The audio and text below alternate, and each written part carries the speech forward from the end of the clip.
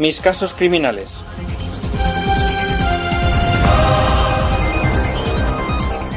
Luz Suyay presenta Conversaciones con Juan Ignacio Blanco.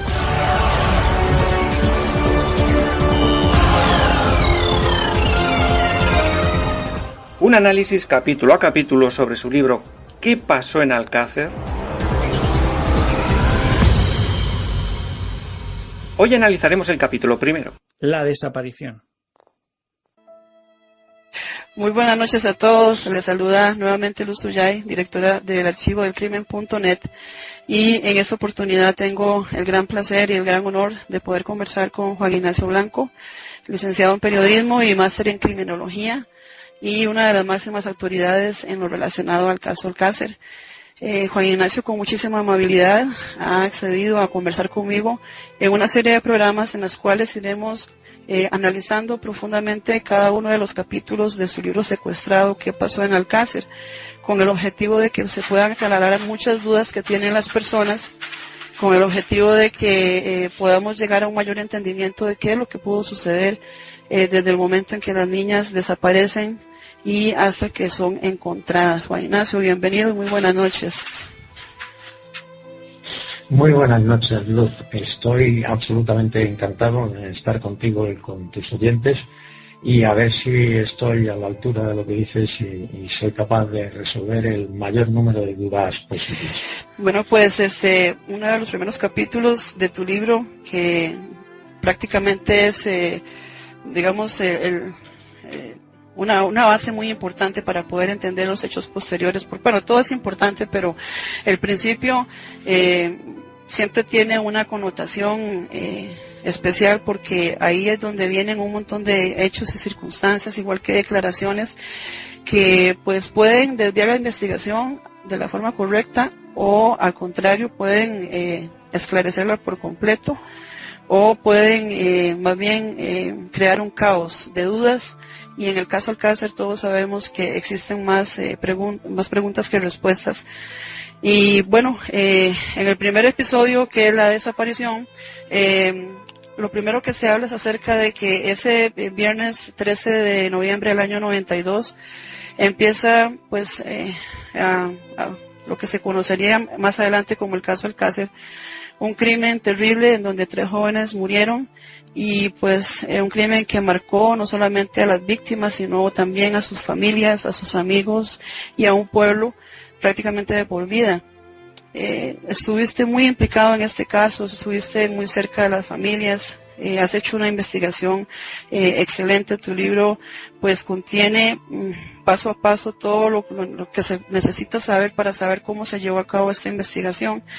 Y bueno, primero que nada, me gustaría que nos hicieras una breve introducción sobre lo que,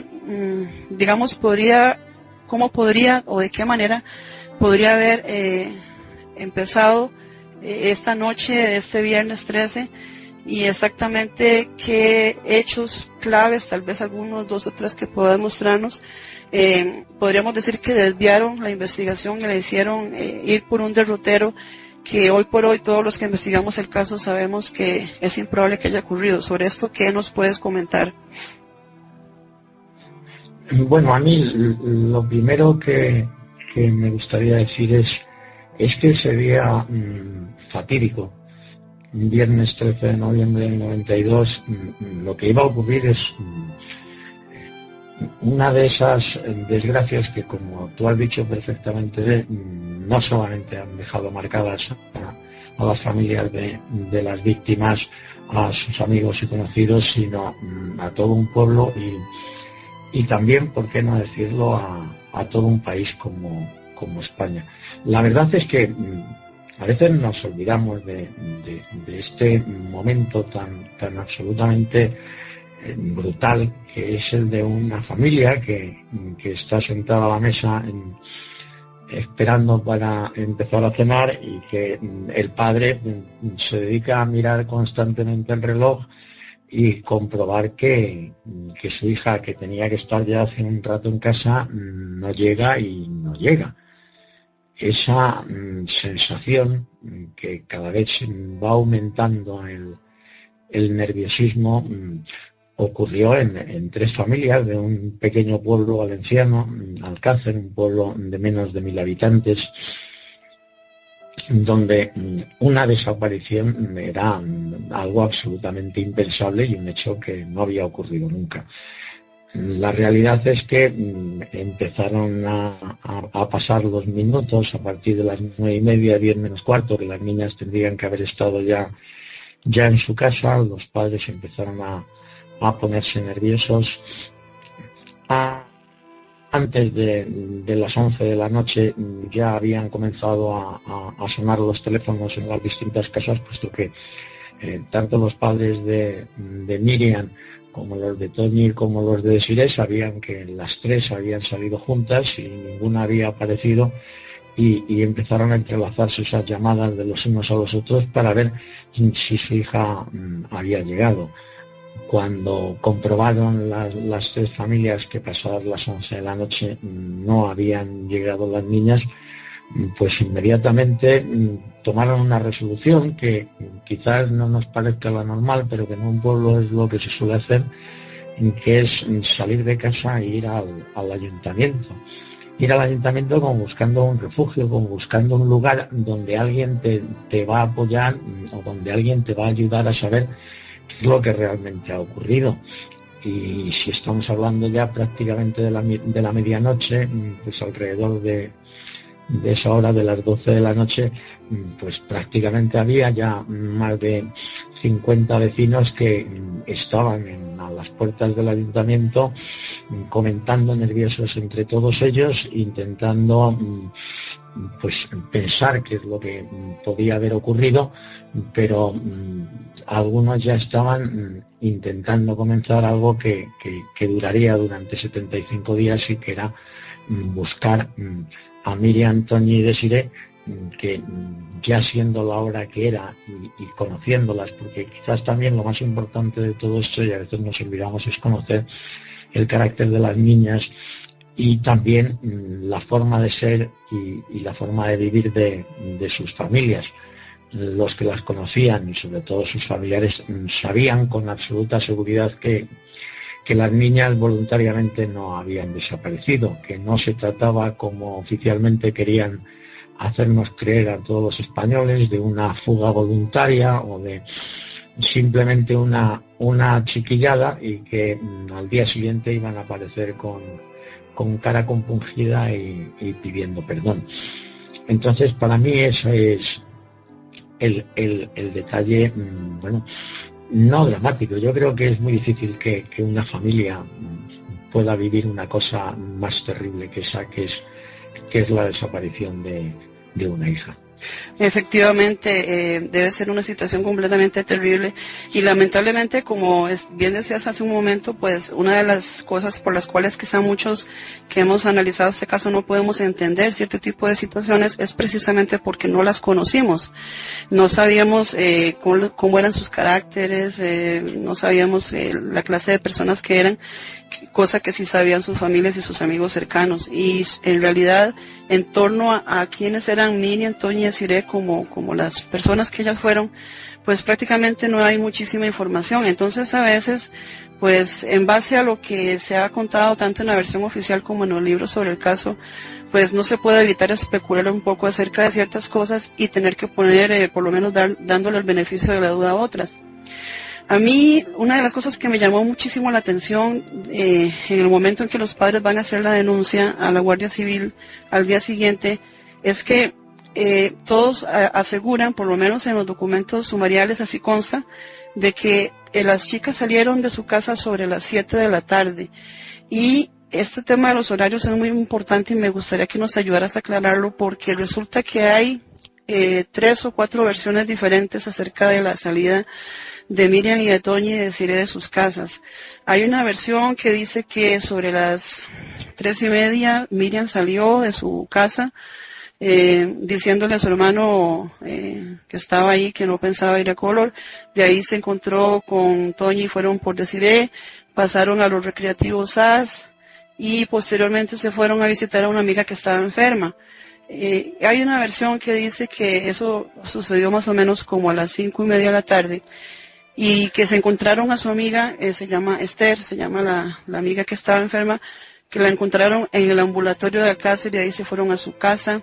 Otra versión dice que no, que se vieron más tarde en la casa de la propia Esther. Y una cosa muy curiosa que siempre también me ha hecho a mí dudar y a muchas personas sobre el tema este famoso de que ellas iban para la discoteca, es que en las declaraciones de sus familias dicen muy claramente que todas iban indocumentadas y sin dinero. Inclusive la misma amiga de ellas dijo que habían contado el dinero en su presencia para ver si les alcanzaba para ir y no tenían suficiente. En este sentido, respecto a las diferentes declaraciones que dan, porque inclusive la mamá de Esther dijo que habían salido sobre las 6 de la tarde de su casa, 6:30, y Esther dice que salieron a las 8 de la noche. ¿Cómo podríamos, o cómo podrías ayudarnos más bien a entender este enredo que hay con los horarios de a dónde fueron y en qué momento estuvieron y en dónde? Bueno, la verdad es que es un asunto que no es nada fácil de explicar, pero quizás entendiendo el contexto en el que se realiza cada una de estas declaraciones ante el cuartel de la Guardia Civil, se puede arrojar luz. Para que todos los oyentes lo puedan tener claro, oficialmente se supone que las tres niñas salen de su casa, se reúnen en los recreativos ZAS, de allí acuden a visitar a su amiga Esther, al cabo de un rato abandonan la casa de Esther, se supone que hay dos personas que las recogen haciendo autostop y las trasladan hasta Picassent, que allí son vistas por dos vecinos de Alcácer y por una mujer que estaba asomada a la ventana y que las ve introducirse en un coche de 4 plazas. Es decir, estamos hablando del testimonio de 6 personas que supuestamente son las únicas que ven a Miriam Toñi Desiré, y digo supuestamente porque inexplicablemente, y pese a que no existe ningún otro documento en el sumario de ninguna toma de declaración a ninguna persona, a mí me consta que la Guardia Civil realizó más de 200 entrevistas a personas diferentes, pero de esas entrevistas no hay documento alguno en el sumario y por tanto nada que las refleje oficialmente. Luego también hay que entender una cosa, es decir, las niñas desaparecen el día 13 y la primera declaración que se toma en el cuartel de la Guardia Civil a una persona que las haya podido ver, en este caso a Francisco José Hervás y a su novia María Luz López García, que son las dos personas que supuestamente recogieron a las niñas cuando estaban haciendo autostop a la salida de Alcácer y las trasladaron hasta la gasolinera Marí, ya en Picassent. Esta declaración se toma el día 19, curiosamente, a la 1:10 de la tarde. Es decir, 6 días después de la desaparición de las niñas. Al día siguiente, día 20, se toman 3 declaraciones diferentes a José Antonio Cano Yácer y a Francisco Antonio Soria Chabeli, incomprensiblemente, porque tiene que haber algún error en los documentos. Les toman declaración a los dos a las 19:30 horas, aunque a cada uno se les toma declaración de forma individual ese día 20, y posteriormente a las 8:30 de la tarde toman declaración a Esther. Y al día siguiente, ya día 21, es decir, 8 días después, toman declaración a Dolores Badal Soria, la mujer que es la que ve a las niñas supuestamente subirse en un coche pequeño blanco en el que iban 4 personas. Esto, en primer lugar, ya sorprende y llama poderosamente la atención, porque lo lógico y lo normal es que al día siguiente de ocurrir los hechos, o como muy tarde, 2 días después, pues se hubiera tomado declaración a estas personas. Sin embargo, estamos hablando de que se tardó 6 días, 7 y 8 días en tomar declaración a los únicos testigos oficialmente que hay de los hechos. Pero también nos encontramos con que si uno lee las declaraciones que hacen los tres familiares que acuden a presentar la denuncia, don Fernando García, en el caso de Miriam, la madre de Desiré, y la madre de Toñi, realizan una declaración que, si uno lee las declaraciones, pues parece que son absolutamente idénticas, salvo la descripción de las ropas que llevaban puestas cada niña. Es decir, ya había una decisión oficial de que textualmente, según consta en las tres declaraciones, pues la niña salió del domicilio a las 7 de la tarde del día de ayer, 13, junto con las dos amigas, con el objeto de ir a una discoteca denominada Color de esta localidad de Picassent, por celebrar una fiesta en la misma para los estudiantes del instituto de la localidad de Picassent. ¿Esto qué significa? Pues que tienen una declaración tipo que se ha rellenado y que lo único que se ha modificado es en la descripción física de las niñas que dan cada uno de sus familiares y en la descripción de las prendas de ropa. Pero aquí ellos ya deciden que las niñas han salido a las 7 de la tarde de su casa. Algo que evidentemente resulta como mínimo absolutamente difícil por una razón muy sencilla, porque Miriam sale de su casa, va a recoger a Desiré, a la suya, que hay una distancia andando considerable, y cuando ya están las dos juntas, pues se van a buscar a Toñi, que vive precisamente en la otra punta del pueblo, con lo cual es absolutamente imposible que las niñas pudieran salir las tres a la misma hora de su casa, cosa que lógicamente viene dada simplemente porque la Guardia Civil tiene una declaración tipo sobre la hora de salida de las niñas y la dirección que ellas iban a tomar. Luego nos encontramos con esas grandes diferencias que tú planteas si simplemente analizamos las declaraciones de cada uno de los testigos. Pues según la madre de Esther, oficialmente salen de casa de Esther a las 6:10. Según Esther, salen a las 8:20 de su casa, es decir, 1 hora y media de diferencia, según la madre y según la hija. Según Francisco Antonio Soria Chabeli, él las ve a las 8:15, a la altura del ambulatorio de Alcácer, mientras que Cano Yacer las ve a las 8:20, según su propia declaración, y según las declaraciones de Francisco José Vaz y María Luz López García, que son los van en coche,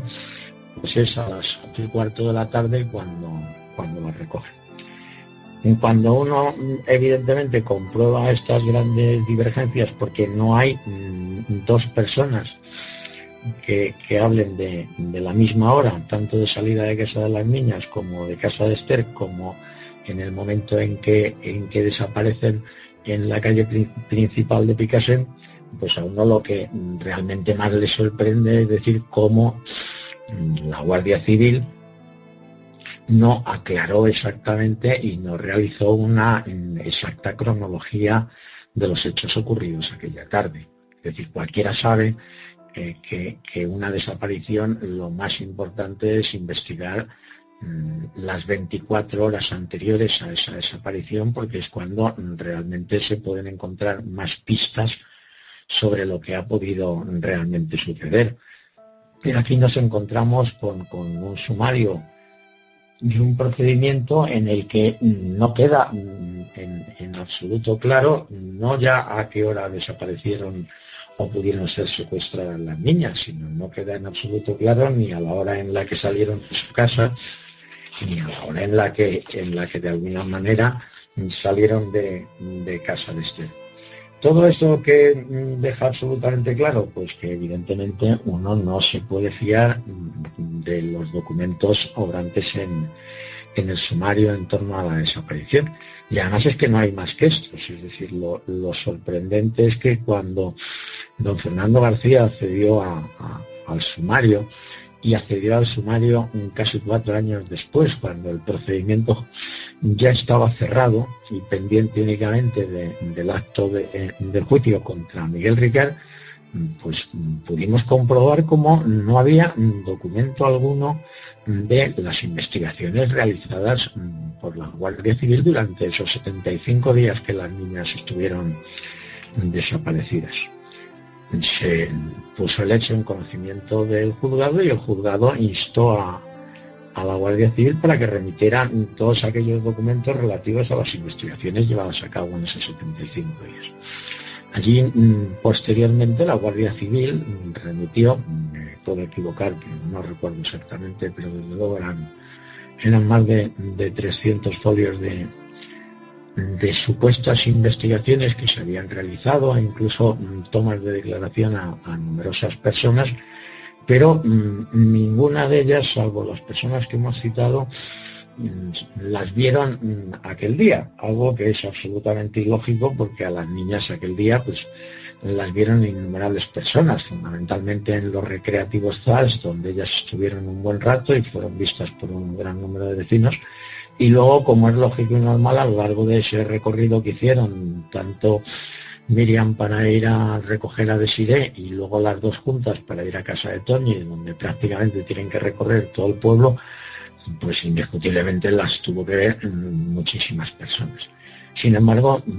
carecemos de datos, salvo los que luego tanto don Fernando García como yo hemos ido averiguando a base de entrevistar nosotros a la gente. Pero en lo que hace relación precisamente pues a esa cronología oficial, nos encontramos con que es un auténtico batiburrillo de horas en las que absolutamente nadie se pone de acuerdo y que desde luego inducen a pensar que ninguno de ellos probablemente pues esté diciendo ni la hora aproximada en la que las niñas desaparecieron. Una pregunta que es bastante importante. En algún momento, digamos fuera de los resultados sumariales, se habló si la hora en que salieron ellas de sus casas fue la primera vez que salían esa tarde, porque aquí hay también una duda respecto a que, bueno, estuvieron temprano en la tarde en los recreativos SAS, en donde inclusive también les habían ofrecido entradas para la fiesta que iba a haber en Color, y después de eso viene este enredo de horarios que hay. Esa es una de las preguntas, y la otra pregunta es exactamente de dónde salió o de dónde sacaron los padres en sus declaraciones que ellas iban para Color, porque inclusive hay una declaración de una amiga de ella, y ahora vamos a comentar también uno de los libros de Fernando Martínez Lainez, que se llama Sin Piedad, una amiga de ellas que se llama Marisa, que llamó a Esther cuando ya ellas se habían ido, y Esther le dijo que no estaban ya en su casa, pero no le mencionó a su amiga que se habían ido para Color. Y de hecho esta muchacha dice que ella fue a buscarlas a SAS. Entonces, lo que quisiera saber, y también muchos oyentes, es si en las declaraciones, digamos, tal vez no oficiales, ellas salieron varias veces esa tarde, y aparte de eso, ¿por qué razón se hace la declaración de que iban camino de Color? O sea, ¿de dónde las familias tenían la información de que ellas iban para la discoteca esa noche? Bueno, yo es que no es que esté convencido, estoy absolutamente seguro que las familias no tenían ningún conocimiento de ese hecho en absoluto, y que las familias se limitaron, las tres personas que fueron a realizar la denuncia, pues a firmar el documento que les ponía delante la Guardia Civil. Yo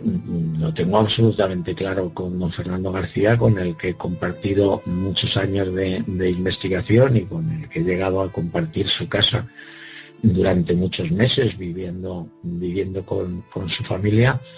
que él en ningún momento tenía claro absolutamente nada de que pudieran ir a ninguna discoteca, y él lo ha negado constantemente y siempre se ha opuesto a cualquier comentario al respecto de que las niñas fueran a Color. Yo me reía con don Fernando cuando le decía, pues aquí está el documento en el sumario que tú dices que iban a Color. Y te explica, yo voy a presentar la denuncia al cuartel de la Guardia Civil, y yo lo único que les digo a las personas del cuartel de la Guardia Civil es que mi hija ha desaparecido, me piden una descripción de las prendas de ropa que llevaba, que me había escrito Matilde, para que yo se lo dijera, y les di una descripción física de mi hija. Y eso fue lo único que yo hice. Entonces, claro, si en el caso de Fernando, evidentemente, él no comentó en ningún momento en su declaración que las niñas iban a color, pues exactamente igual me consta con absoluta certeza que la madre de Tony no hizo el menor comentario tampoco al respecto, y en el caso de la madre de Desiree no lo puedo aseverar porque no he podido hablar nunca con ella en este respecto, pero lo que yo simplemente entiendo es que desde ese primer documento oficial, que es el primer documento oficial de la desaparición, que es la denuncia de los tres padres, pues indiscutiblemente el relato de los hechos es obra pura y dura de la Guardia Civil, que es quien dice que las niñas salieron a las 7 de la tarde y que junto con las otras dos pues se dirigían a la discoteca Color a una fiesta de instituto. A mí además me gustaría dejar absolutamente claro que lo de la fiesta de instituto que se celebraba en la discoteca Color es una fiesta de estas que se suelen dar en las que los alumnos contratan la discoteca y venden las entradas para recaudar fondos para un viaje de fin de estudios. Evidentemente durante toda la semana anterior pues a las niñas les estuvieron dando la lata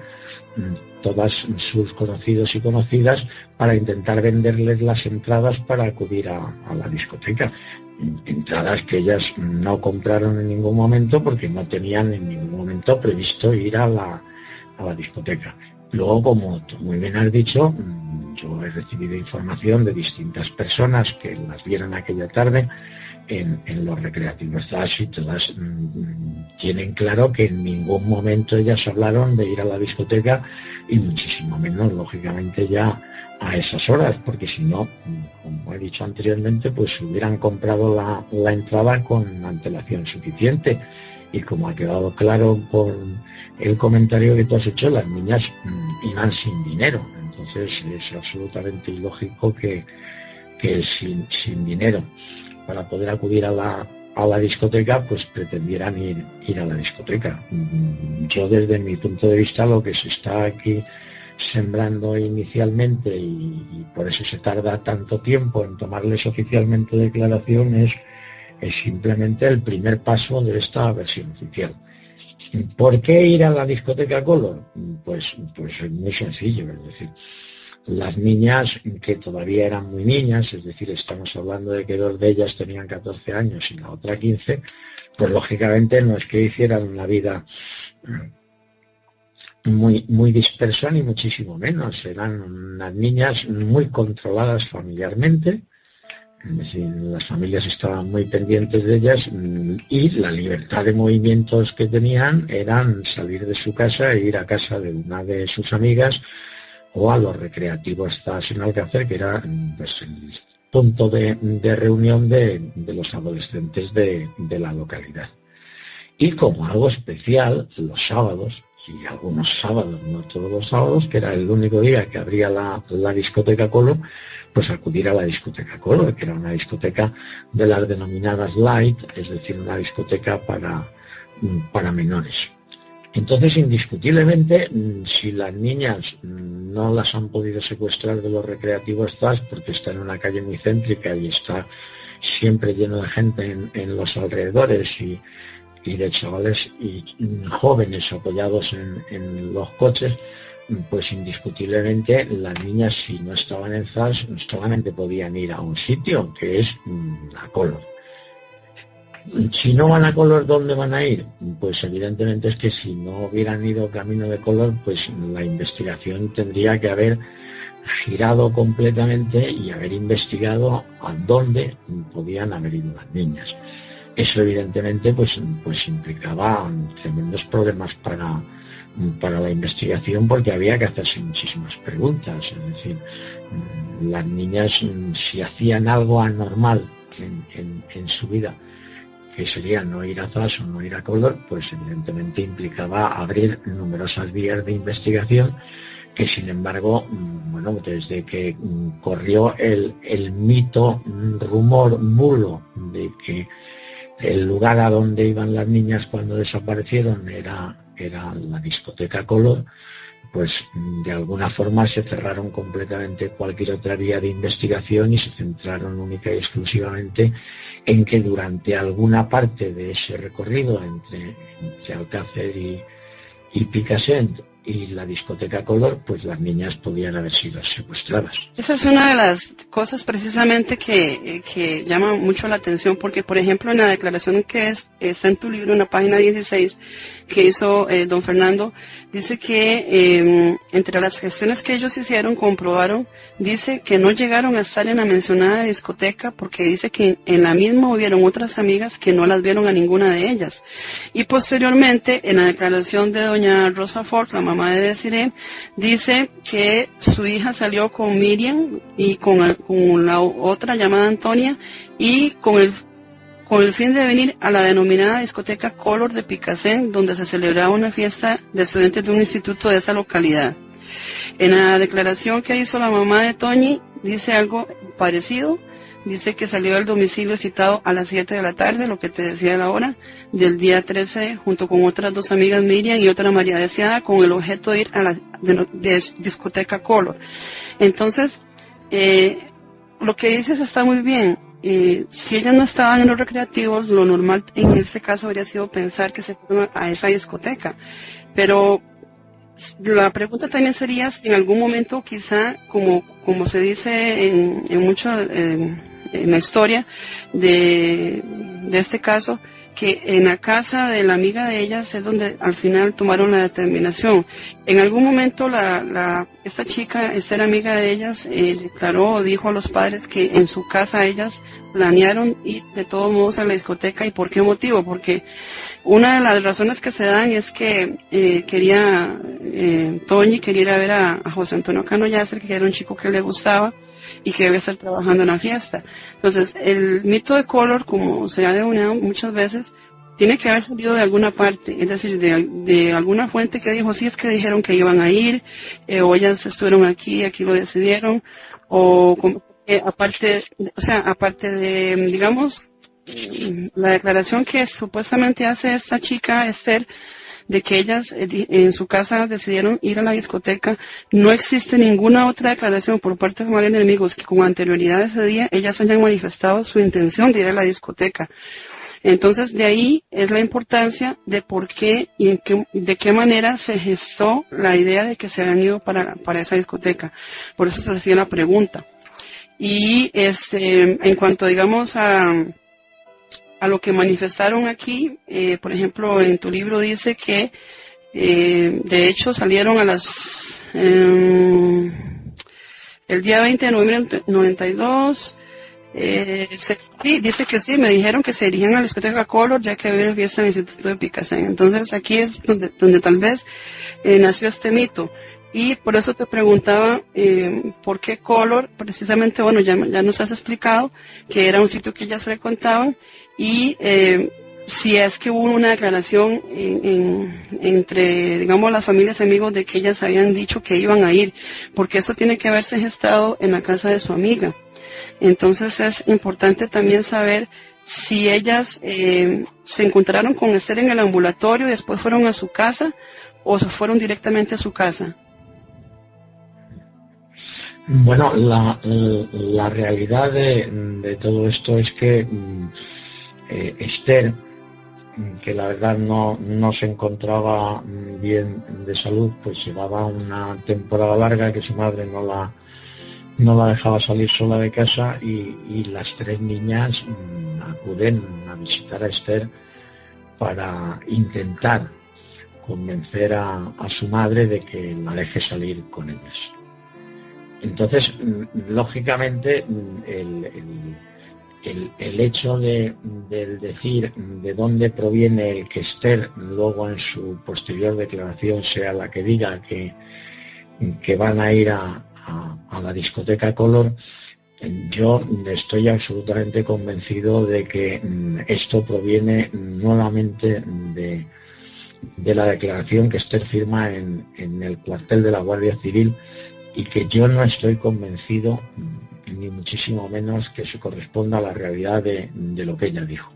En primer lugar, por un detalle absolutamente fundamental, es decir,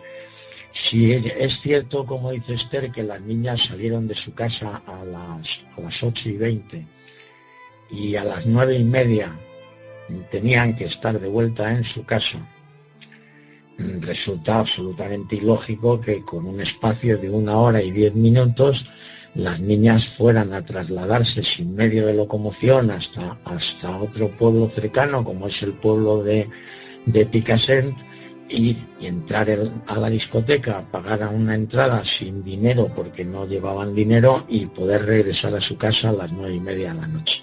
Eso es absolutamente imposible de hacer. ¿Cómo es imposible de hacer? Pues indiscutiblemente aquí ya tenemos que tener claro que entonces Esther tuvo que equivocarse lógicamente con la hora a la que ella presta en ese momento declaración y dice que las niñas salieron de su casa, que fueron las 8:20 de la noche. El detalle evidentemente queda absolutamente descuadrado en esta situación. Yo lo único que tengo claro es que Esther, cuando acude al cuartel de la Guardia Civil 7 días después de la desaparición de las niñas a prestar declaración, pues se limita a hacer lo que hacen todas las personas que prestan declaración en un cuartel de la Guardia Civil, que es contestar a las preguntas que les hacen y al final, antes de levantarse, firmar el documento que ponen a su disposición. Lo que pone el documento y lo que uno dice, pues evidentemente la lógica es que las transcripciones tendrían que ser así, pero todos sabemos que evidentemente pues no se producen así, como te he comentado antes con la declaración de las 3 familias, diciendo las 3 que salieron a las 7 de la tarde. Y dices, pues es imposible que salieran las 3 a las 7 de la tarde de las mismas casas, porque no pudo suceder, porque la una fue a buscar a la otra y las otras 2 fueron a buscar a la una, con la cual las diferencias horarias pues tendrían que ser más ciertas. Entonces, lo único que sabemos es que Collor surge en los documentos de la Guardia Civil. Lo que yo no tengo constancia fehaciente es que esto haya surgido, en primer lugar, ni porque las familias lo hayan comentado, que las familias, desde luego, las 2 con las que yo he hablado en innumerables ocasiones me han dicho que ellos nunca dijeron que las niñas iban a Collor. Y en el caso de Esther, yo considero que es exactamente lo mismo, sino que simple y llanamente las niñas tenían que acudir a algún sitio, es decir, cuando salen de casa de Esther tendrían que ir a algún lugar. Entonces, la forma más lógica de aclarar cuál es el lugar de destino, porque es el único lógico al que hubieran podido acudir, es a la discoteca Collor. A partir de ese momento, pues evidentemente entre la campaña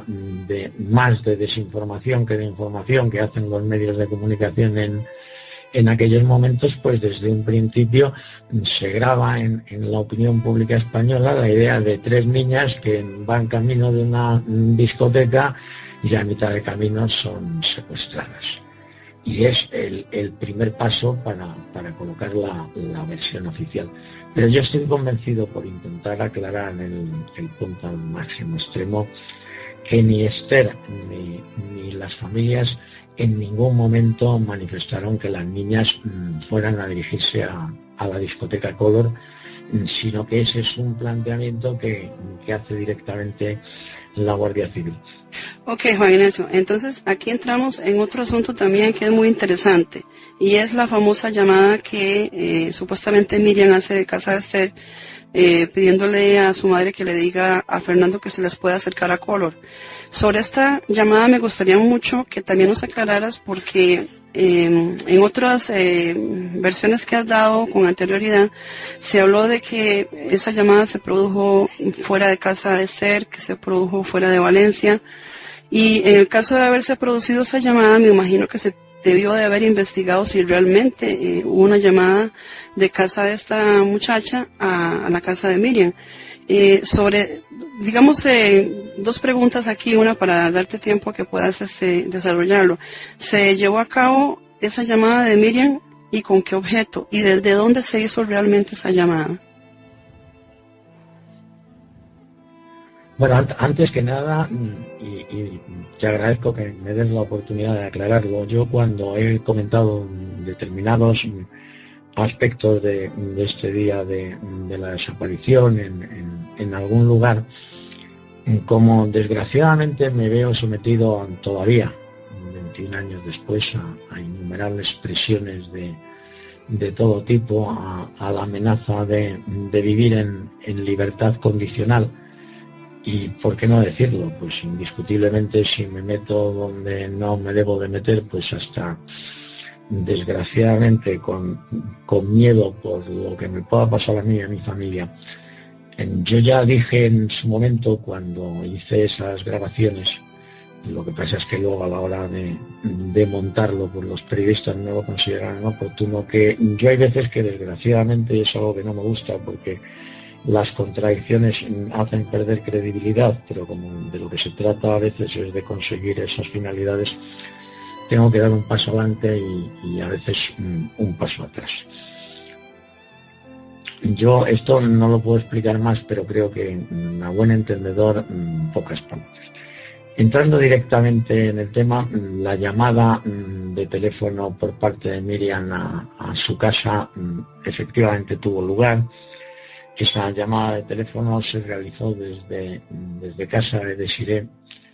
y la finalidad de esa llamada era, bueno, pues como a la primera no habían convencido a la madre de Esther para que las dejara salir con ellas, pues un poco la idea era decir, pues voy a llamar a mi padre para ver si nos acerca. Y si mi padre nos acerca, pues ¿por qué no deja salir a mi hija? Entonces la llamada se realizó única y exclusivamente para intentar apoyar el que la madre de Desiree, la madre de Esther las dejara salir con ellas. A mí, doña Matilde, la mujer de don Fernando García, que en paz descanse, me confirmó en innumerables ocasiones que la llamada se había producido. También me confirmó su extrañeza ante el hecho de que se hubiera producido esa llamada, porque don Fernando García a esas horas pues normalmente estaba trabajando todos los días y no era normal que llevara a Miriam y a sus amigas a ningún sitio, pero precisamente por el hecho de que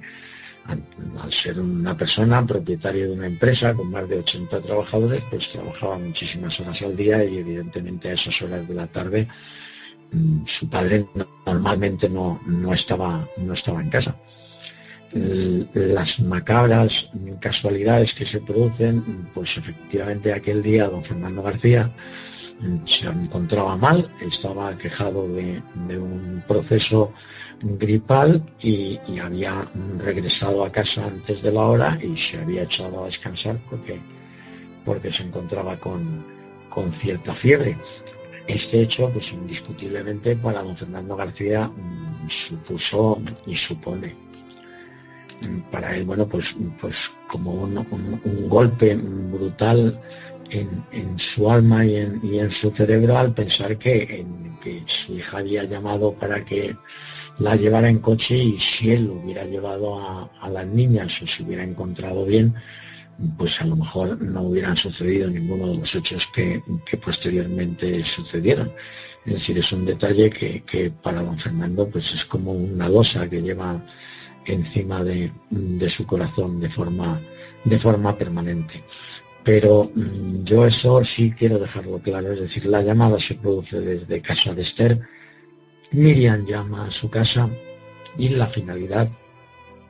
es simple y llanamente para intentar hacer un poco más de presión para ver si convencían a la madre de Esther para que las dejara salir con ellas aquella tarde, algo que no se produjo y que afortunadamente, bueno, pues permitió que ahora estemos hablando de las 3 niñas de Alcácer y no de las 4 niñas de Alcácer, que era lo que podría haber sucedido si la madre de Esther le da permiso para acompañarlos aquella tarde. Ok, entonces me parece excelente la aclaración. Es muy importante porque esa es una de las dudas más grandes que todas las personas tienen. Entonces aquí surge otra que también nos gustaría que nos ayudaras a entender un poco. Ya quedó claro entonces que la llamada se produjo, quedó claro de que se hizo a modo de presionar a la mamá de Esther para que sintiera más confianza y las dejara ir con ellas. Entonces, si estas niñas no planeaban ir a Color, como parece que está bastante claro, ¿a dónde se dirigieron, Juan Ignacio, entonces esa noche ellas? Tienen que haber ido a algún sitio, tienen que haber tenido algún plan, porque de hecho, pues el que se hiciera la llamada y todo esto para intentar que Esther las acompañara era porque había un plan de algo, de ir a algún sitio en especial, o era que simplemente querían salir por allí, por el pueblo, a caminar, no sé. ¿Cómo nos puedes aclarar entonces este punto? Bueno, después de innumerables investigaciones, yo llegué al absoluto convencimiento, y así lo han demostrado las personas con las que he podido hablar y los documentos que yo he podido ver, que las niñas tenían un plan premeditado aquella tarde, y era acudir a Valencia en compañía de una mujer que era quien las iba a desplazar en su vehículo, por un motivo muy concreto, y era porque estaban preparándole una fiesta al padre de Desiree. El padre de Desiree se encontraba en aquellos momentos aquejados de una enfermedad terminal. De hecho, falleció muy pocos meses después de la desaparición de su hija, y Desiree tenía por su padre una auténtica pasión. Era una chica que su padre lo era todo para ella en su vida, aunque las relaciones con su madre eran un poquito más tensas. Las lógicas entre una chica adolescente y su madre, con su padre era auténtica pasión lo que tenía, y además como ella era una persona tremendamente cariñosa, era una persona que siempre que se la veía estaba abrazada a su padre, haciéndole caricias, haciéndole mimos, dándole besos, y lo único que estaban era preparándole una pequeña fiesta, y le iban a comprar pues un detalle para de alguna forma, bueno, pues conmemorar esta fiesta que le quería dar Desiree, en la que le estaban ayudando sus amigas. Entonces esa era la única planificación que tenía. Era algo que tenían previsto hacer desde hacía tiempo, pero que esa misma mañana esta mujer desconocida es la que se pone en contacto con una de ellas y les dice que esa tarde, si les viene bien, pues que las puede acercar a Valencia a hacer el recado ese que tenían que hacer. Entonces las niñas no van a la discoteca Color, y las niñas lo que van es a Valencia a comprar un regalo para el padre de Desiree, para la celebración de esta fiesta. Esa es la realidad de los hechos. Entonces, esto quiere decir que no iban tan sin dinero como se hace pensar al principio. Porque... Claro, efectivamente, Desiree llevaba dinero. Es decir, la que iba a comprar el regalo era Desiree. Me consta que Miriam le había prestado algo, porque Miriam era la que más dinero llevaba generalmente, pero porque aparte de que su familia era la que económicamente estaba mejor de todos, pues Matilde era una mujer muy desprendida, y Miriam siempre tenía dinero, entre comillas, para comprarse los caprichos que quisiera, aunque pese a eso era una chica perfectamente educada en todos los sentidos, y que no malgastaba ni muchísimo menos, pero era la que tenía algo más de dinero a su disposición. Entre lo que tenía ahorrado Desiree y el dinero que le había prestado Miriam, pues efectivamente, claro que llevaban dinero para realizar la compra de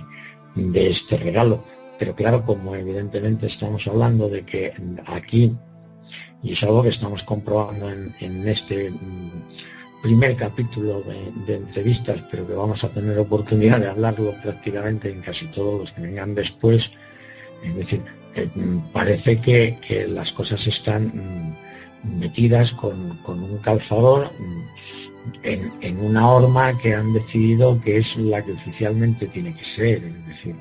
las niñas tienen que ir a Córdova y las tienen que secuestrar a mitad de camino y evidentemente, bueno, pues tienen que ir sin dinero. Eso es lo que la versión oficial desde el primer momento plantea y todo se tiene que ir acotando en función de eso, pero a mí me consta fehacientemente que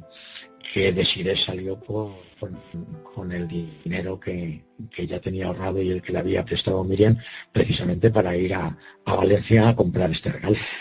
De hecho, una de las grandes incógnitas de este caso son las monedas de más que tenía Miriam, precisamente que por el hecho de que, como en la versión oficial dice que ellas no contaban con suficiente dinero, muchas personas se preguntan de dónde saldría esa cantidad que ella llevaba de monedas. Y entonces aquí, como siempre, está excelente todo lo que nos estás aclarando. Pero entonces viene una parte que es también muy importante, y aquí es donde también muchísima gente tiene dudas. Y si las chicas salieron con la intención de ir a comprar un regalo a Valencia con una mujer desconocida, entonces quiere decir que ninguna de las personas que dijo haberlas visto anoche realmente las vio. Tal vez, digamos, podríamos especular que el compañero que iba a hacer el examen pudo habérselas encontrado de camino a donde ellas se iban a reunir con esta persona que las iba a llevar a Valencia. Pero ya entonces la declaración de Cano Yasser y la declaración de la pareja que dijo haberla llevado, prácticamente se caerían si esto fuera como nos lo están relatando. Y de todos modos... Bueno, es que se caen, ¿eh? Sí, de hecho que es así. Y de todos modos, para mí, yo desde que he leído esta información, he sentido que la única declaración que realmente se hizo con buena voluntad y con la certeza de que había visto lo que vio fue la señora Abadal. Porque de hecho la declaración del chico de la discoteca, José Antonio, difiere en un montón de puntos. Aquí me imagino que tú y Fernando tuvieron oportunidad de hablar con los testigos en algún momento y que declararon haberlas visto. La declaración de la pareja es una de las más controversiales porque, primero que nada, no se ponen de acuerdo ni siquiera en el tipo de coche que van. Supuestamente las dejan en la gasolinera Picassent. Ella dice que van en un Ford blanco, él dice que en un Seat Ronda dorado. Y el único taller que había cercano a esa gasolinera, según lo que yo he investigado, es un taller de la Ford, que también me ayudaron a averiguar que desde siempre es un taller que ha cerrado a las 8 de la noche, así que llegar a las 8:15, 8:20 ahí no tenía ningún sentido. Y como todos podemos ver, las comparaciones entre las declaraciones de Herbaz y de su novia Mariluz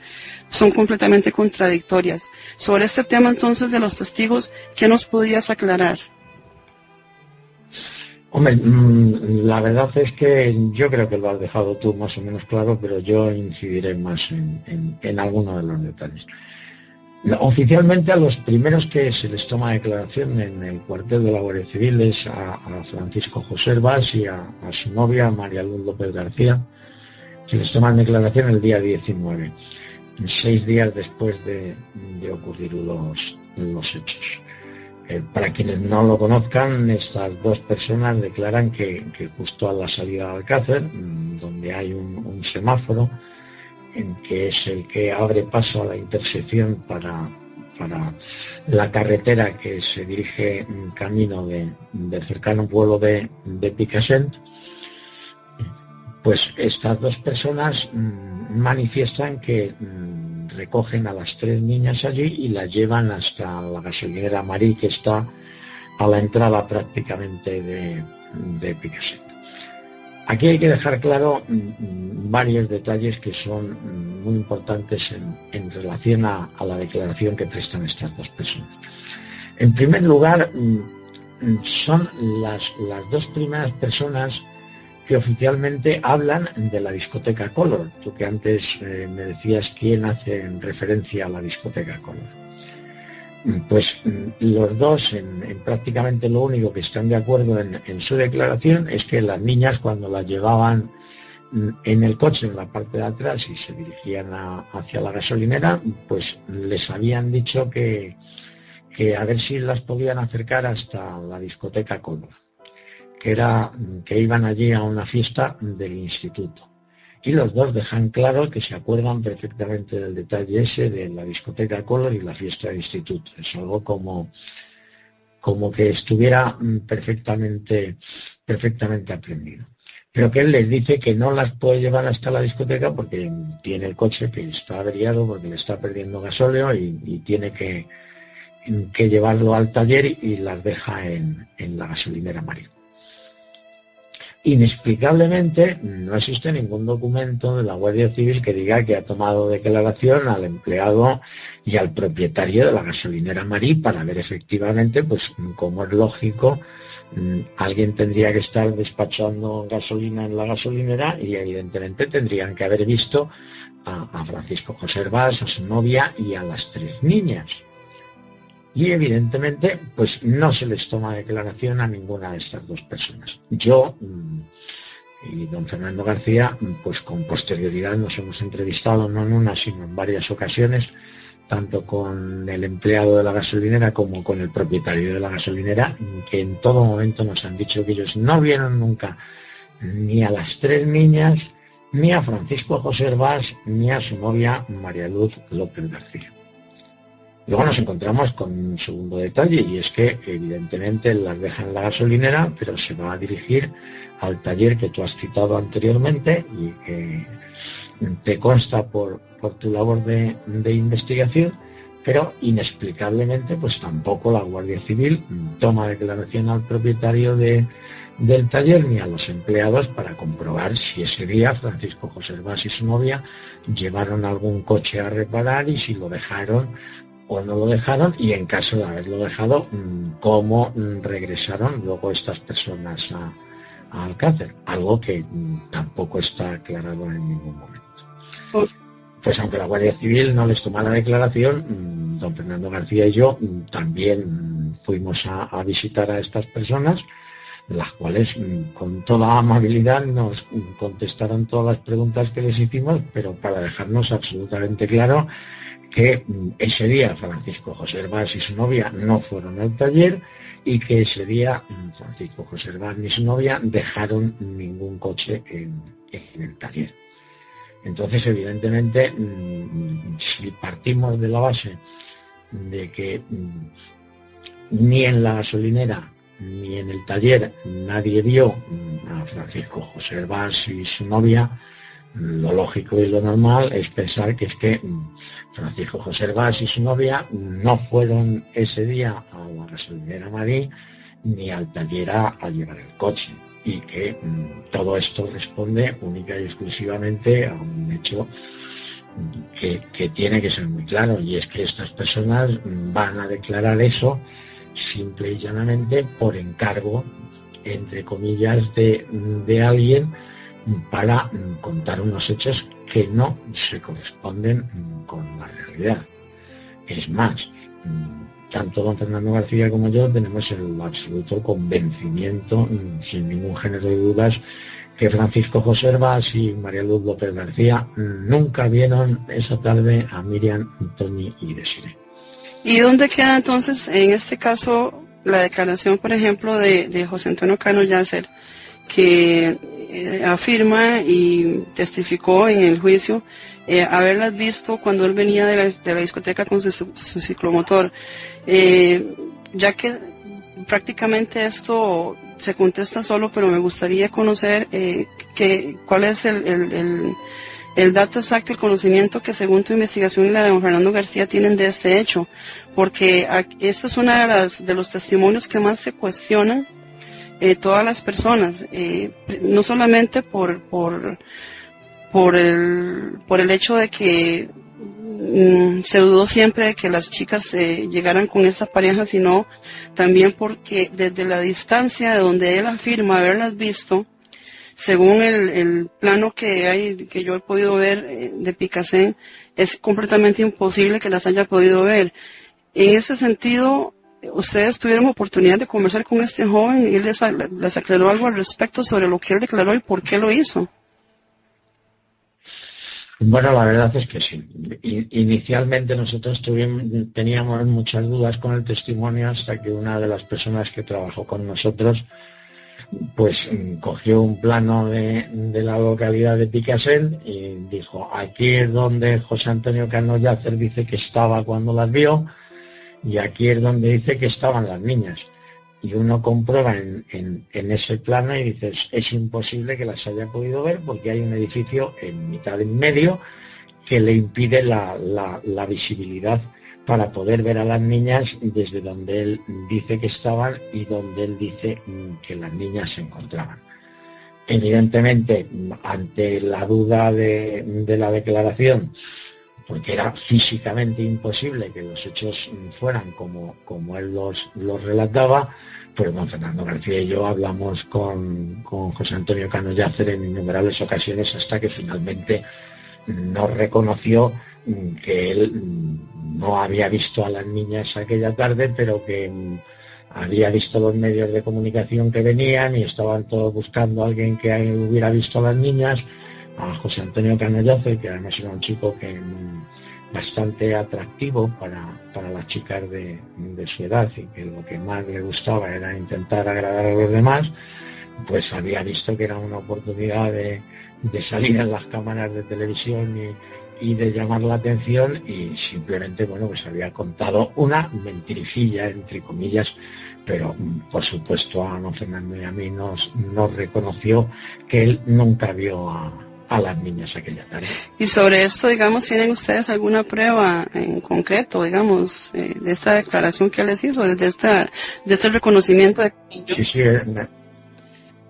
ese documento nosotros lo conservamos grabado y a mí me gustaría que en algún momento de estas entrevistas, pues como saldrán otros diversos testimonios, que es importante que la gente pueda escucharlos de la propia voz de las personas involucradas, pues podamos grabarlos y ponerlos en alguno de los programas, pero efectivamente nosotros tenemos la grabación de José Antonio Cano Llàcer reconociendo que él nunca vio a las niñas aquella tarde del 13 de noviembre del 1992. Ese es un dato, bueno, nuevo y es precisamente lo que había yo hablado un poco al principio, que se iba a profundizar muchísimo en toda la información que viene en el libro. Hay un episodio también que me han preguntado que te comente, es acerca de un encapuchado que unos meses antes aparentemente intentó coger a Miriam cuando ella bajaba a dejar la basura donde ella vivía. Este hecho podría estar relacionado con lo que sucedió después, podría tratarse de que Miriam en algún momento fue un objetivo principal de un secuestro, o es un hecho aislado que sucedió. Pues mira, la verdad es que yo me entero de este hecho pues casi 2 meses después de estar viviendo en casa de Fernando. Es decir, cuando ya llevábamos pues 4 o 5 meses de investigaciones sobre el tema, y no recuerdo exactamente quién, yo no sé si fue Matilde, que en paz descanse, o Fernando, el hermano mayor, quien en una comida o en una cena sacó a colación el tema. Y claro, yo inmediatamente pues me llamó poderosísimamente la atención y entre comillas me enfadé con Fernando, porque le dije, pero vamos a ver, Fernando, una cosa como esta, lo lógico es que a mí me lo hubierais contado inicialmente. Es un hecho que puede tener mucha trascendencia. Sin embargo, inexplicablemente para mí,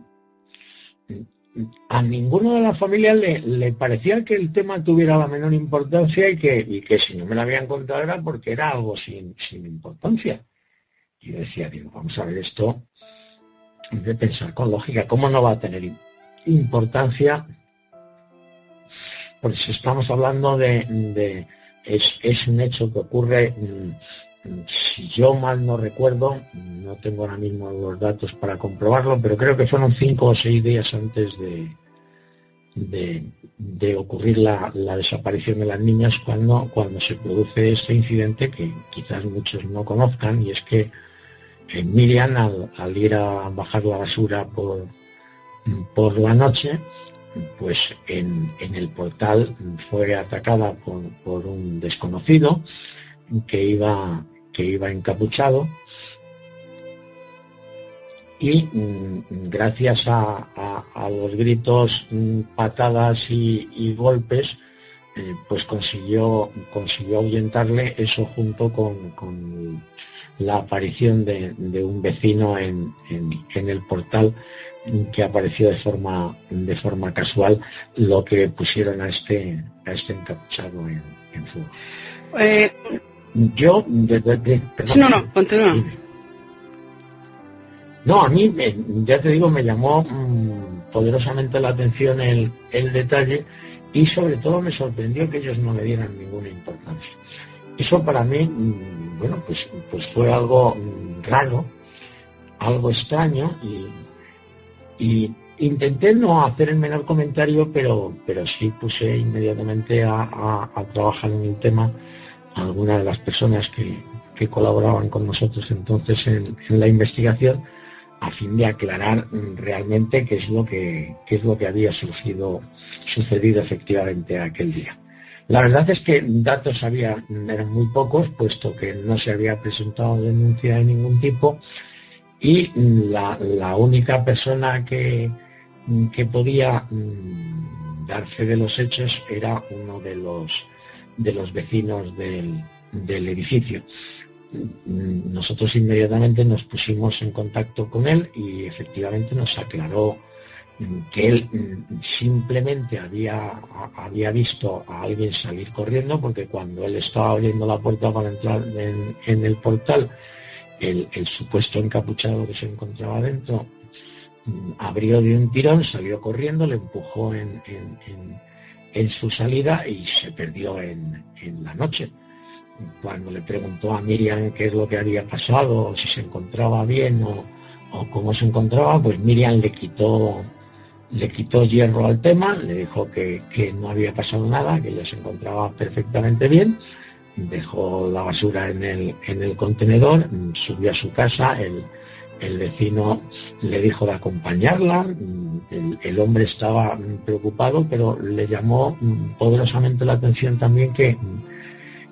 Miriam estaba absolutamente calmada, no totalmente, pero sí demasiado para una situación como la que él acababa de presenciar. Y sobre, por ejemplo, las declaraciones, digamos que la que hizo Cano Yasser en su momento, ¿cuándo fue que se conoció ese dato de que habían sido vistas saliendo de la gasolinera Mari por él? Por ejemplo, el sábado 14 ya se sabía esto.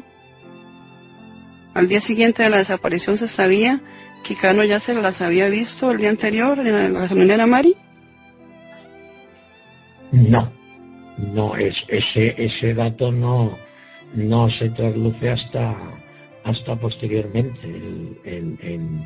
En el caso concreto de Cano Yasser, cuando declara el día 20, pero inicialmente él hace las primeras declaraciones, porque hay que tener en cuenta que el hecho del mito de color es algo que es inicial, es decir,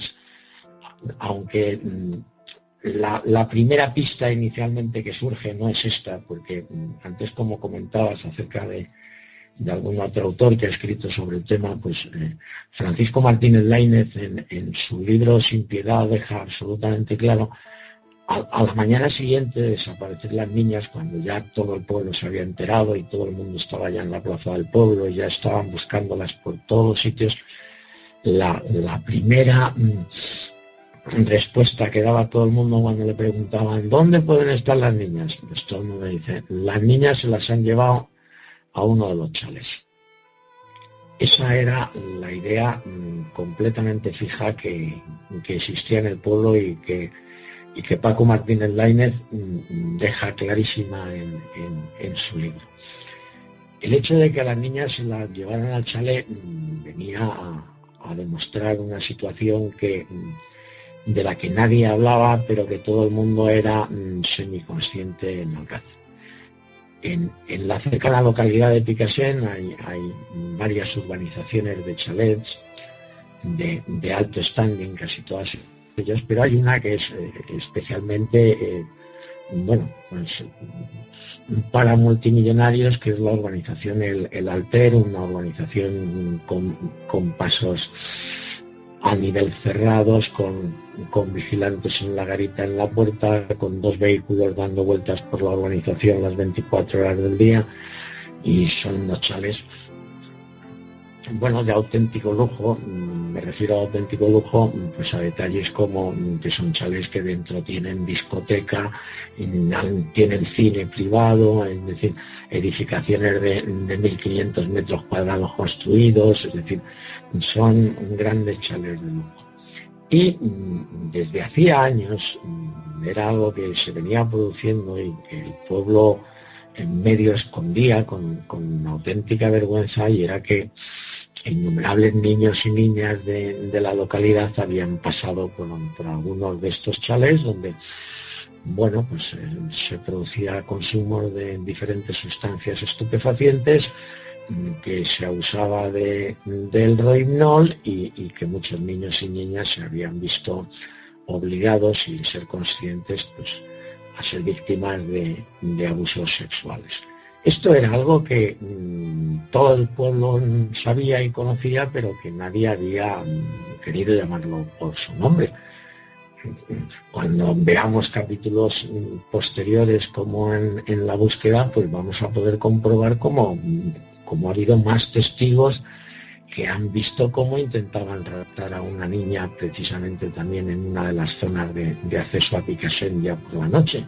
Y estoy hablando del guarda de la discoteca Color, que además denuncia los hechos a la Guardia Civil cuando ve cómo están intentando introducir en un coche por la fuerza a una chica. Es decir, es una zona donde se había puesto de moda, entre comillas, esas fiestas donde abundaban las diferentes sustancias estupefacientes, el alcohol, y donde acudían menores a todos ellos con promesas de todo tipo, incluido dinero,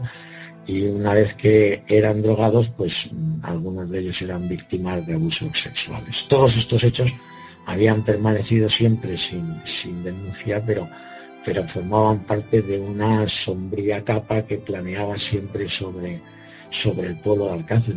Por eso cuando las 3 niñas desaparecieron, todo el mundo dijo, pues ya está claro, las niñas se las han llevado a los chalets. Entonces el tema del chalet era de Vox Populi, el tema de los chalets. Sí, no, el tema de los chalets era absolutamente Vox Populi, eso lo sabía absolutamente todo el mundo, pero era algo que no se quería saber. Era ese tipo de situaciones donde dicen,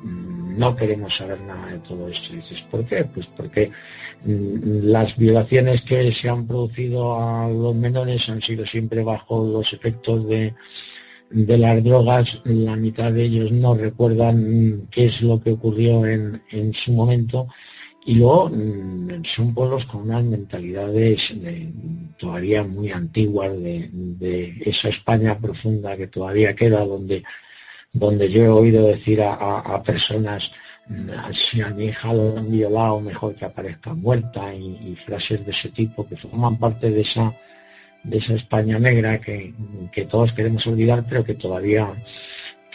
existe, donde hablar de este tipo de cosas o denunciar de este tipo de hechos, pues no es nada fácil, y la gente prefiere en general callar que salir a la luz pública y pasar por la vergüenza que ellos creen que esto representa, cuando denunciar que alguien ha sido víctima de una violación no tendría que ser una vergüenza ni ni muchísimo menos, pero ellos lo pensaban así. Entonces, estaba claro para todo el pueblo que había sido eso, se las habían llevado a los chalés. Pero entonces surgen dos acontecimientos fundamentales. Uno, que es que empieza a implantarse esa versión oficial de que las niñas iban a color, que era evidentemente pues como una especie de idea que quería todo el mundo, porque todas las personas del pueblo, por un lado, tenían claro que habían ido a los chalés, pero también todas las personas del pueblo preferían que no se hablara del tema de los chalés ni de lo que había ocurrido allí con muchas niñas y niñas de Alcácer y de Picassent, y descansaban mucho más a gusto pensando que las niñas habían ido a la discoteca y que no tenían ninguna relación con los chalés. Y la segunda es que cuando se empieza a investigar profundamente y se empiezan a acercar los investigadores precisamente hacia los chalés y hacia la zona donde se suponía que podían estar retenidas las niñas en contra de su voluntad, se produce un fatídico accidente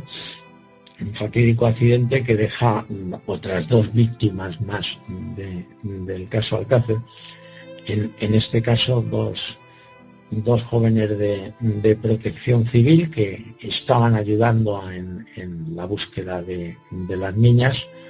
que estaban encaminando un equipo hacia esta zona de chalés para intentar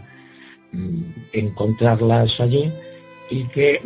al hacerse de noche durante esta búsqueda, ir anocheciendo, pues pararon la moto en la que viajaban en el arcén para ponerse unos chalecos reflectantes, y en ese momento un vehículo todoterreno impactó contra ellos y la moto, provocando que Fernando Castilla Vela, que tenía 26 años, falleciera en el acto en ese momento, y Francisco Conejo Rodríguez, que tenía 35 y padre de 2 hijos, pues se hubiera condenado a pasar el resto de su vida en una silla de ruedas,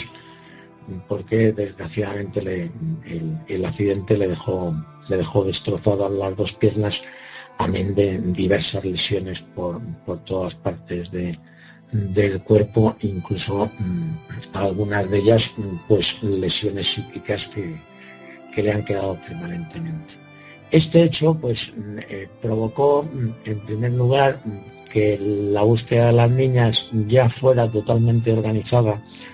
por la Guardia Civil. Es decir, este hecho y algunos desmanes que se produjeron durante la búsqueda, en lo cual, bueno, pues la gente, en su intento de encontrar a las niñas, pues allanaron chalets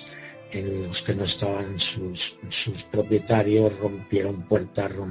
arrancaron verjas, se entró en muchos sitios. Y esto, junto con el accidente de estos 2 jóvenes, pues hizo que la Guardia Civil, a partir del segundo día de desaparición de las niñas, pues se hiciera cargo de organizar todo tipo de investigaciones y de dirigir hacia dónde se iban a realizar las búsquedas. Y a partir de ese momento, en las zonas de los chalés se dejaron de buscar a las niñas, y todos los esfuerzos pues se encaminaron hacia las zonas más de campo, las zonas de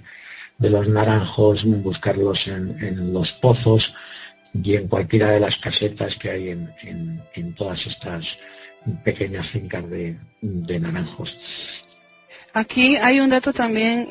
antes de que se me pase por alto, en este capítulo de la desaparición, las declaraciones que hacen Cano, Yasser y Esther. En ese entonces ellos eran menores de edad y tuvieron que declarar acompañados por algunos de sus padres. ¿Por qué precisamente solamente sobre ellos 2 no figura este hecho en los documentos que recogen en esas declaraciones, al igual que ocurre con otros testigos del caso de menores de edad? Porque es un hecho bastante curioso. Es que eso llama poderosamente la atención, porque en la declaración de Francisco Antonio Osorio Chavelli, efectivamente sí está su padre, como es lógico y normal. Sin embargo, en la de Cano Yacer y en la de Esther no está. Entonces dices, esto es algo absolutamente ilógico y atípico. Y mucho más en el caso de Esther, perdón, porque la madre de Esther también había sido testigo de que las niñas habían estado en su casa y podía aportar algún dato o incluso mejores datos que su hija, dado su edad. Pero inexplicablemente a Esther se le toma declaración cuando estando ella sola en el cuartel de la Guardia Civil, y lógicamente pues hace lo mismo que hace Cano Yacer en su declaración, que es firmarlo. Lo que pasa es que Cano Yacer sí es consciente de que él está mintiendo, que ve a las niñas, y simplemente dice, bueno, pues una hora aproximada, que es la que le da la Guardia Civil, en la que las niñas están recorriendo Picassent,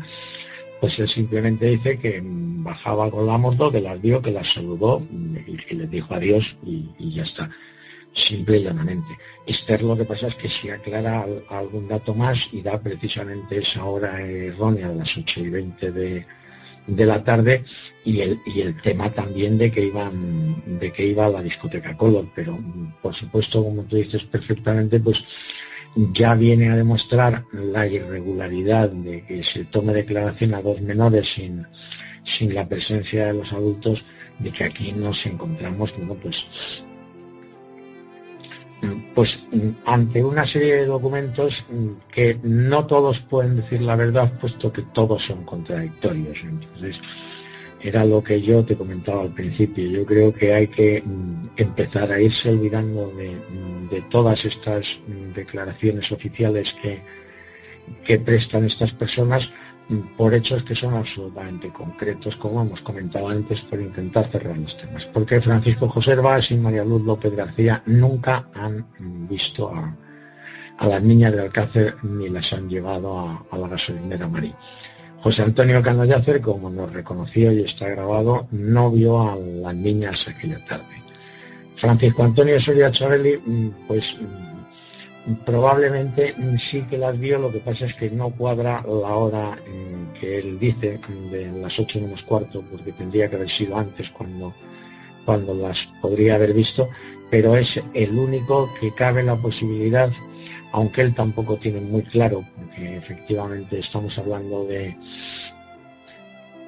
una distancia más o menos lejana desde donde las ve, si realmente se había producido. Y la única declaración que sí tenía todo el sentido y que parecía que cuadraba en todos sus detalles era la declaración de Dolores Badal Soria, una mujer, bueno, que cuando don Fernando García y yo la conocimos, pues nos demostró sin ningún género de dudas que ella estaba absolutamente convencida, que ella había visto a Miriam Toñi de Sillé introducirse en el interior de un vehículo blanco de tamaño pequeño, en el cual viajaban 4 personas más, y que eso a ella pues le había llamado poderosamente la atención, como las 3 niñas se introducían dentro de ese coche. De hecho, de todas las declaraciones de las personas que supuestamente las vieron aquella tarde, la única que se intentó comprobar y que la Guardia Civil hizo alguna diligencia de investigación fue precisamente la declaración de esta mujer, de Dolores Badal, y la Guardia Civil, bueno, pues estuvo en su casa, estuvo comprobando desde la ventana los ángulos de visibilidad que tenía, la posibilidad de que las pudiera haber visto, y la Guardia Civil además le dio bueno, pues bastante crédito precisamente a la declaración de esta mujer, que lo que venía a añadir era un dato nuevo, que era quizás el que faltaba para completar ese círculo de la versión oficial de las niñas son llevadas hasta la gasolinera Marí, van andando y luego se introducen en un vehículo pequeño blanco, que posteriormente, bueno, pues se transformaría en el Opel Corsa blanco de Miguel Ricard. Sin embargo, en este caso de María Dolores Badal, pues en el acto del juicio de alguna forma se desmontó su versión, puesto que la mujer había aclarado perfectamente que ella recuerda que había visto perfectamente a las niñas, porque además es que se acababan de encender las luces del alumbrado público de la calle, y que fue al poco tiempo cuando ella las vio. Cuando se ofició al ayuntamiento de Picassent para que remitiera los horarios en los que se encendía el alumbrado público, pues se comprobó que era a las 6:15 de la tarde, y lógicamente esta hora pues eran 2 horas antes de lo que la mujer dijo haber visto a las niñas, con lo cual pues se pudo comprobar que efectivamente pues había sido un error por parte de esta mujer, y que había visto a otras 3 niñas 2 horas antes subirse en el coche. Ahora, en lo que sí estoy completamente de acuerdo contigo es que probablemente sea la única declaración, pese a que se equivocó,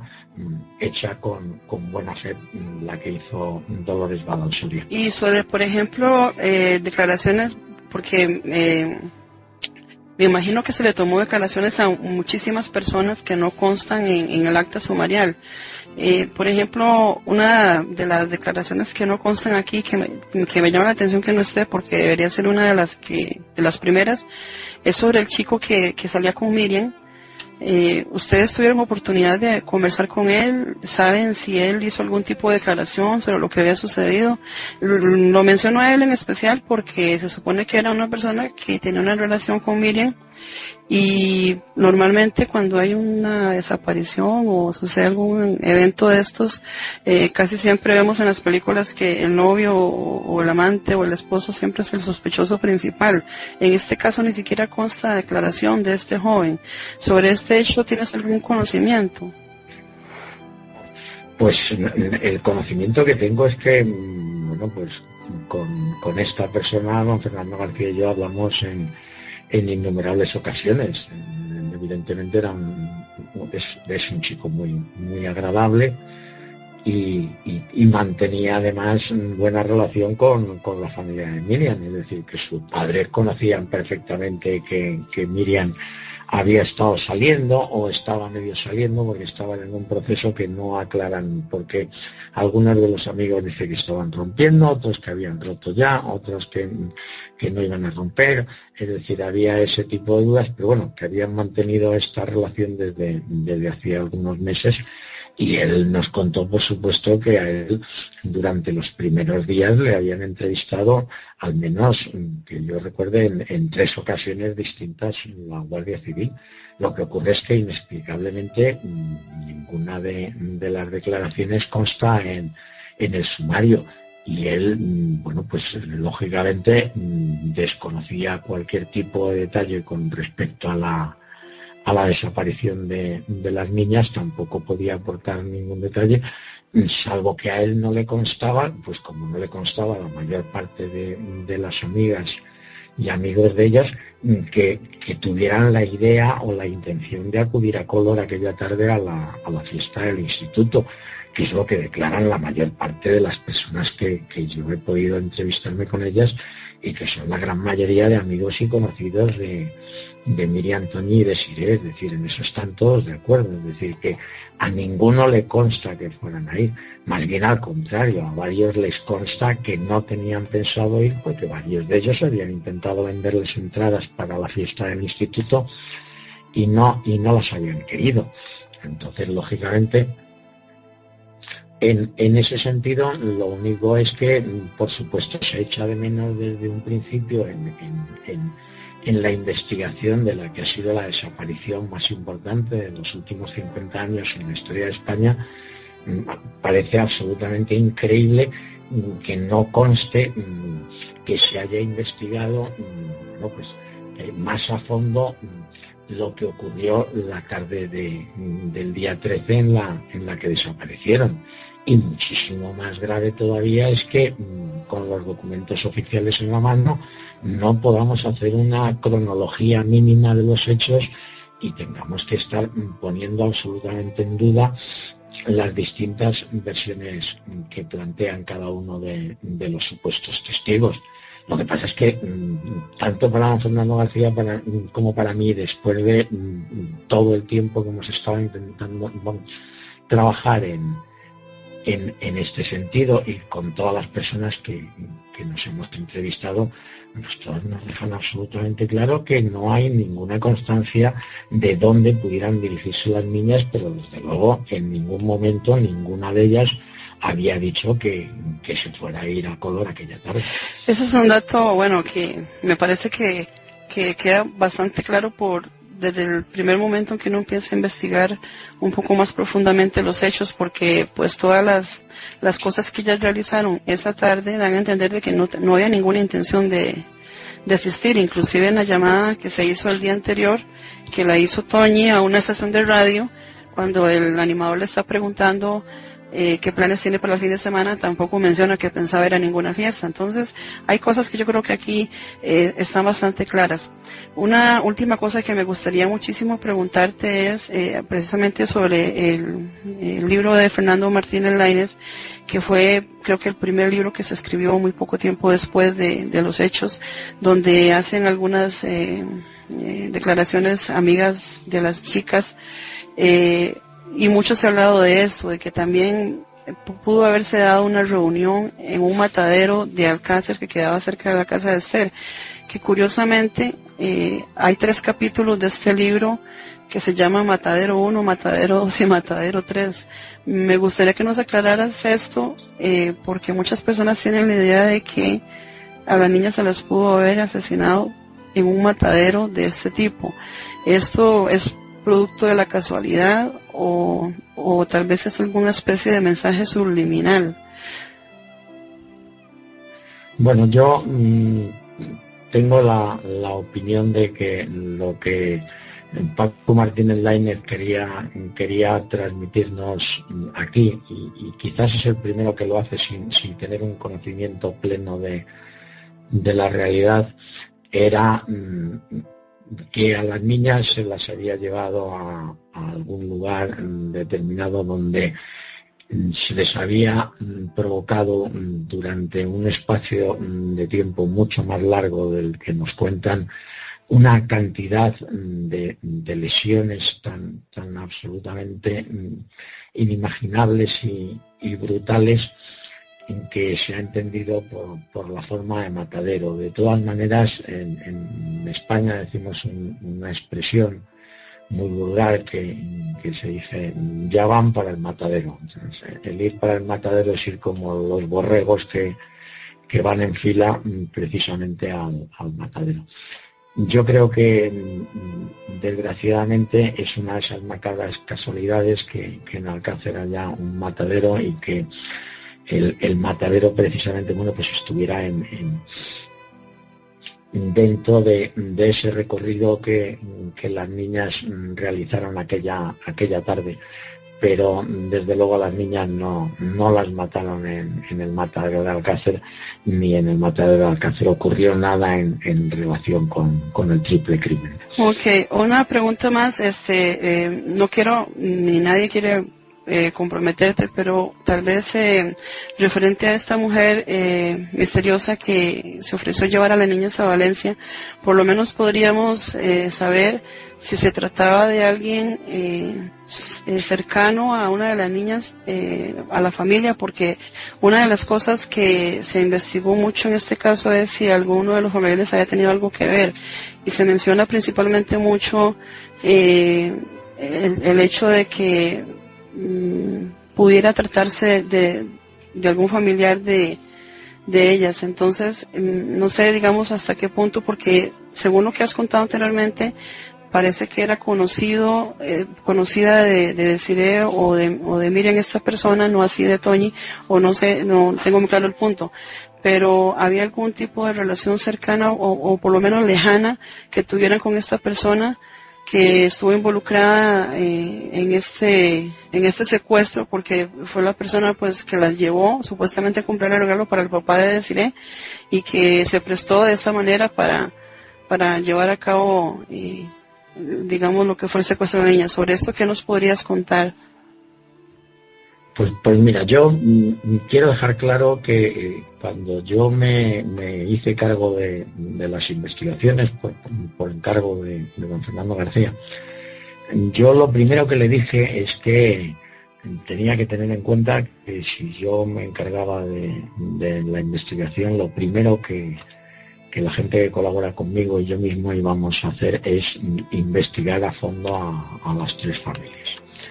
Esto a don Fernando García no le gustó absolutamente nada. E incluso fue uno de los pocos temas por los que llegamos a discutir, entre comillas. Evidentemente sin mayor trascendencia. Pero al final él entendió que lógicamente, pues como tú has dicho perfectamente, todas las personas que trabajamos en el mundo de la criminología sabemos que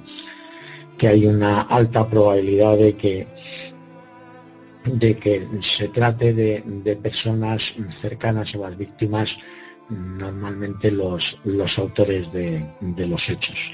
Y si no, hay que evidentemente intentar descartar esta posibilidad. Mucho más en un pueblo donde las familias están bastante interrelacionadas entre sí, porque están compuestas, pues el que no es familia de uno es familia del otro, y el que no es familia del otro. Para nosotros la investigación de las personas que componían las tres familias supuso un auténtico quebradero de cabeza por la falta de cooperación existente por parte de todos ellos, pero no como algo raro ni porque intentaran esconder, sino porque hay que entender que a ninguna familia le gusta que nadie de fuera venga a levantar sus alfombras y a querer descubrir sus secretos que la gente magnifica muchísimo, y que cuando ves lo que esconden dices, madre de mi vida, por una tontería como esta que no tiene la menor importancia, y lo tienen escondido como si fuera algo tremendo. Pero también hay que entender, para comprender las cosas en su contexto,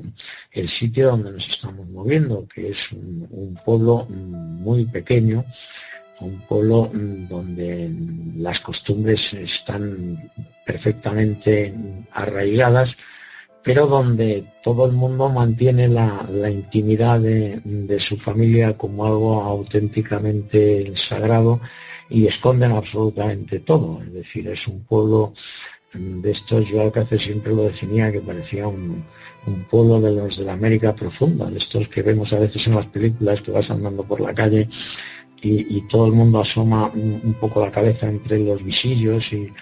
y todo el mundo parece que tienes ojos que te están viendo por todos los sitios, pero cuando te acercas a preguntarle a alguien, todo el mundo te rehúye como si fueras el diablo. Pero para dejar claro el asunto, nosotros llegamos al convencimiento absoluto de que ningún miembro de ninguna de las tres familias tuvo ninguna participación ni directa ni indirecta en el caso. Lo que pasa es que lo que ocurre con la persona esta, la secuestradora, por denominarla de alguna manera, es que efectivamente la secuestradora era conocida de un miembro de una de las familias, y que fue precisamente lo que le permitió a las niñas tener con ella la confianza suficiente. Es decir, es como si dijéramos, que no voy a decir concretamente el caso, pero como si alguna de las niñas le dijera a la otra, esta es amiga de mi tía, pues no hay ningún problema. Pero no fue el hecho de que su tía, entre comillas, fuera quien les presentara a esta mujer, sino que ellas habían visto a esa mujer en compañía de su familiar. Cuando ella se les ofreció, al intervenir en mitad de una conversación que ellas estaban manteniendo para poderlas acercar y resolver el problema que tenían de cómo se iban a Valencia y volvían en la misma tarde sin despertar sospechas en el pueblo, porque claro, podían hacerlo en un medio de locomoción, en un autobús que va perfectamente, pero sabían que si se iban en el autobús a Valencia, las iban a ver un gran número de vecinos que iban en el autobús, o luego las iban a otro gran número de vecinos cuando volvieran, y sabiendo que estamos hablando de un pueblo tan pequeño, pues evidentemente se hubieran enterado todos y la bronca que se hubieran llevado hubiera sido considerable, porque evidentemente las niñas de 14 años no tenían permiso de sus padres para poder viajar a la capital, a Valencia, para un hecho de este tipo. Entonces, quizás para que se pueda entender claramente, el resumen es que esta secuestradora, hay un familiar que la conocía, pero ese familiar no es quien les presenta a las niñas, sino que es esta secuestradora quien se presenta a las niñas y se gana su confianza precisamente a que una de ellas sabe que esta persona es amiga de uno de sus familiares. Te agradecía muchísimo toda esta información que has compartido conmigo y con todos los oyentes del programa. Me imagino que cuando lo escuchen, pues tal vez saldrán algunas dudas que pues se irán contestando poco a poco. Y es muy importante porque yo creo que hemos dejado bastante claro hoy cuál fue el objetivo de muchas cosas, como la llamada de Miriam, el objetivo de su vida a la casa de Esther, esto sobre la mujer misteriosa, y otros puntos muy importantes, que sobre todo también la parte de las horas, cuándo llegaron, cuándo se fueron, creo que ha quedado bastante claro, y quiero darte las gracias por la disponibilidad que has tenido de conversar conmigo, para que todas las personas puedan a través de mi podcast escuchar sobre todo este tema y irlo aclarando poco a poco. Me imagino, como dijiste bien, que en futuras declaraciones probablemente conforme avancemos en los programas, se retomarán nuevamente ciertos temas para poder explicar otros, pero de momento pues yo creo que la información del primer capítulo de tu libro ha quedado bastante clara. Quiero darte las gracias y bueno, invitarte y a todos los demás a que estemos muy pronto analizando el capítulo número 2, que es la búsqueda, esos 75 días de búsqueda de estas niñas, que se convirtió pues en un verdadero calvario y que desgraciadamente no tuvo un final feliz. Entonces, si algunos desean hacer alguna pregunta sobre el capítulo, la búsqueda, pueden enviarme un correo a luzsuyay@elarchivodelcrimen.net. Y darte las gracias, Juan Ignacio, por este ratito que has conversado conmigo, y decirles a todos que vamos a estar analizando todos y cada uno de los capítulos de su libro, ¿Qué pasó en Alcácer?, en esta serie de programas, Conversaciones con Juan Ignacio Blanco, para mi podcast, Mis Casos Criminales. Juan Ignacio, muchísimas gracias. No sé si hay alguna cosa más que te gustaría agregar, tenés la oportunidad sobre este tema. Bueno, simplemente, de verdad, darte las gracias de corazón, que sepas que para mí es un auténtico placer el poder conversar con alguien de tus conocimientos y tu sensibilidad sobre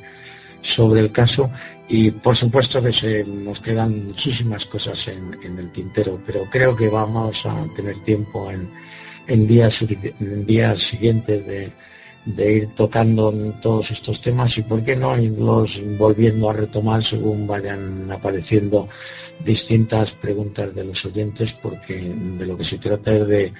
intentar arrojar un poco más de luz sobre